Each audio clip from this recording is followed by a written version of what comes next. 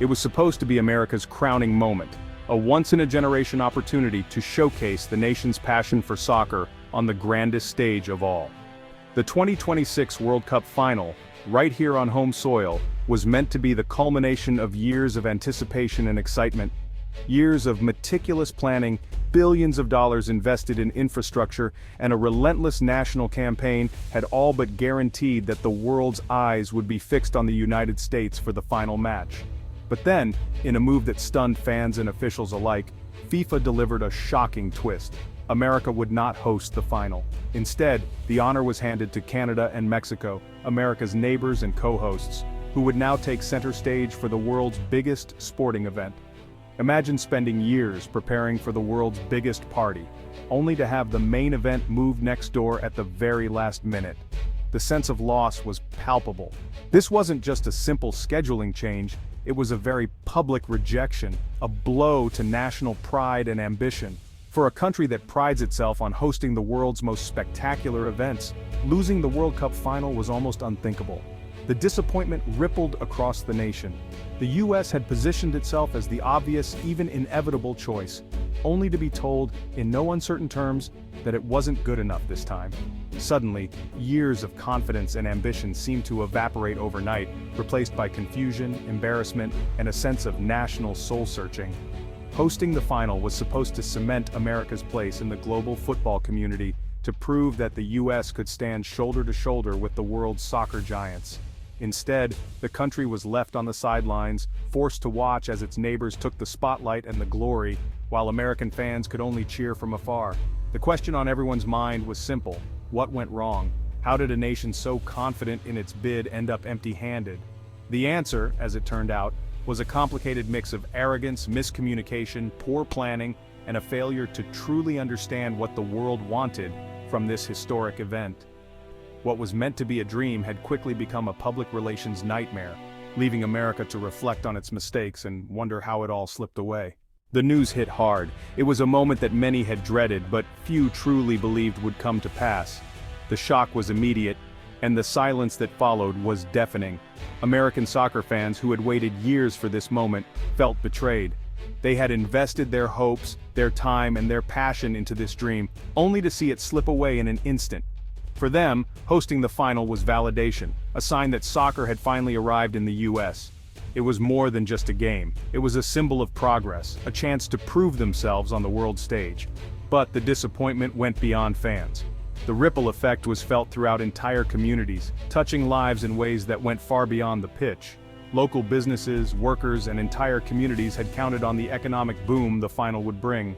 Months of preparation, investment, and anticipation vanished in a single announcement. Hotels, restaurants, and thousands of jobs vanished overnight. The streets that should have been filled with celebration were left eerily quiet, and the sense of loss was palpable. The financial loss was huge, but the loss of hope was even greater. For many, it felt like a dream had been stolen, leaving behind only emptiness and regret. Hosting the World Cup final was supposed to unite the nation, to showcase American culture and spirit. It was meant to be a celebration of diversity, passion, and the power of sport to bring people together. Instead, it became a story of failure and missed opportunity. Headlines told of heartbreak, and the world watched as America's big moment slipped away. The emotional energy built over years disappeared, replaced by frustration and anger. Fans argued, searching for answers, while others simply walked away in disbelief. Fans felt let down, businesses felt cheated, and the nation's pride took a hit. The sense of unity that had been building was replaced by division and doubt. The organizers had promised a spectacle and failed to deliver. The grand plans and bold promises now seemed hollow, echoing in empty stadiums and unfinished stages. The result: distrust, cynicism, and a lingering question: how did this happen? People demanded accountability, but answers were hard to find. The disappointment was national and deeply personal. For millions, it was a wound that would take time to heal, a reminder of what could have been, and a lesson for the future. One of the biggest reasons for America's failure: the stadiums. The US has massive modern venues, but they're built for American football, not soccer. MetLife Stadium, the planned final venue, lacks a roof, raising concerns about player safety in the summer heat. Many stadiums use artificial turf, which FIFA and top players dislike. Promises to install temporary grass were risky and expensive. FIFA saw unnecessary complications and potential disasters. Stadium owners, powerful NFL billionaires resisted giving FIFA full control, creating more friction. The US expected FIFA to adapt to its way, not the other way around. This arrogance and lack of flexibility turned America's greatest strength into its biggest weakness. The stadium symbolized American sporting culture, but not global football culture. It was a costly miscalculation that helped move the final elsewhere. Another major obstacle, getting into the country. The US is known for its strict, complicated visa process. For a global event, this was a red flag for FIFA. Fans and teams from around the world risked being denied entry or delayed by bureaucracy. Canada and Mexico, in contrast, promised streamlined, welcoming entry for all. The US appeared closed off, while its neighbors opened their doors. FIFA wanted inclusivity and ease, not barriers and red tape. The perception was clear. America wasn't fully committed to welcoming the world. In a contest to be the world's host, the US fell short. Sometimes it's about more than logistics, it's about the atmosphere. The US bid was seen as arrogant, assuming the final was theirs by default. This overconfidence was a turnoff in international circles. America's internal political and social divisions were on full display, raising concerns about stability. FIFA wants celebration, not controversy. The bid felt driven by corporate interests, not genuine passion for the game. In contrast to countries where football is a national obsession, America's approach seemed transactional. The vibe check failed. FIFA sensed a lack of unity and enthusiasm.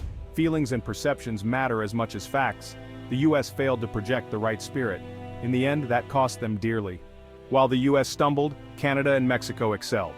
They presented a united, collaborative front, ready to welcome the world. Mexico offered football history and passion, with legendary venues like Estadio Azteca. Canada showcased organization, diversity, and a reputation for hospitality. Their bids were about more than infrastructure. They promised authentic, emotional experiences. Together, they symbolized unity and partnership, exactly what FIFA wanted.